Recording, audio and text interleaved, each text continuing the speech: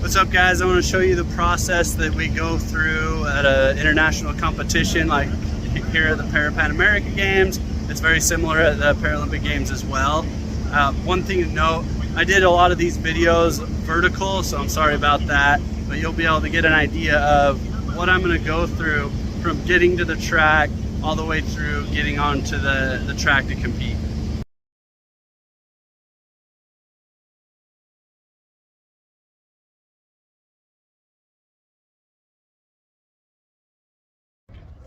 So I'll come out here to the stadium track. This is actually going to be our warm-up track. So I'll drop my bags, do RPR, my pre-meet warm-up, get some full sprints in, gradually work up to full sprints, and then we'll be going into the call room about 50 minutes before I jump. This stadium was built in 1938 and it has a lot of great history. A lot of events happened here. But in 1973, some of the darker side came out. There was a military leader who was trying to take control of either the city or the country, I'm not exactly sure. And he turned the stadium into a prison or an internment camp, or not internment, but like a prisoner camp basically. And they would house everybody out in the field, in the locker rooms, and anywhere they could lock people up, they were locking people up, torturing them. It was really, really bad. A lot of people died here in this stadium during that time. And this section here behind me, as you can see, the rest of the stadium has been remodeled and redone. They left this section original to the 1938 as a tribute to those people who were tortured and who died, and even those who lived through that awful time in the stadium. And this area is a tribute to that. And there's a sign somewhere, I haven't seen it yet. I think it might be up there. But it roughly translates to a city that doesn't remember its history has no future, something like that. And so it's a pretty cool little spot right here to honor those who went through a really hard time. And aside from that like awful history, I think it's just cool that they preserved a little section of the stadium from the original. So as the stadium gets remodeled and changes and modernized, you can still see what it used to look like.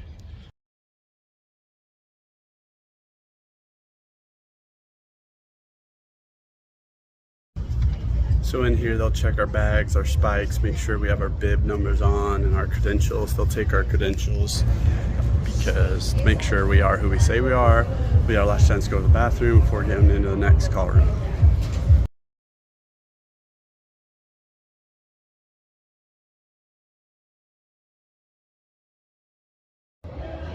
So once we get into the second call room, it's here under the stadium. It's an indoor track.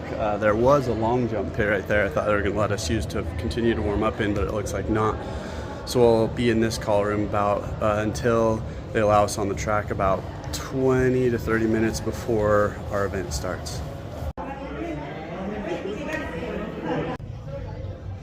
This is where we'll head out to the stadium. It's a 200 start line and the long jumps on the opposite side.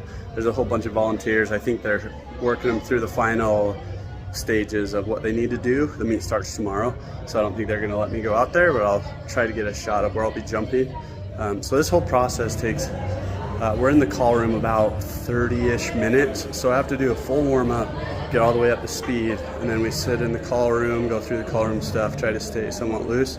And I'll have 15-20 minutes possibly out on the track and the runway to get the last little bit of my warm-up in, a few run-throughs, a couple pop-offs, and then they'll do a little like introduction of us out in the stadium, and then it's go time. So that's a little look at what we will do, or what I go through in the process at a bigger meet like this. It's the same process we go through at Worlds and the Paralympic Games. A lot different than a standard college meet or a regular season meet where we just warm up, show up, start jumping. All right, I snuck out here. They're putting up all the banners and all the stuff. You can see this is a littler stadium, but the track is nicer and there's more accessibility for the wheelchair athletes. And to be honest, this is about how many people will come to our event, so it works a lot better versus having, 1,500 people in that huge stadium, so it's pretty cool. Here is the long jump runway. Not sure which runway we're gonna be running on. When I get out here, I'll do 1 or 2 build-ups, and I'll do 3 run-throughs, and then probably 2 pop-up or like short approach landings, and then we'll be ready to go.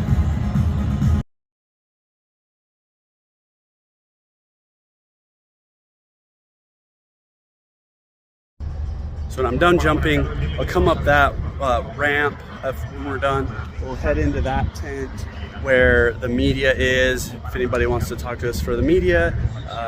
And then from there we'll go to anti-doping, which is where we'll potentially get drug tested. It's supposed to be random, but especially I think if you medal, they'll automatically tag you for a drug test for anti-doping, which is really good. Make sure we're competing clean. And then from there, we'll head over and wait in the medal ceremony area to receive our medal. And that is the full process of going from getting to the track, warming up, checking in, jumping, to the medal ceremony.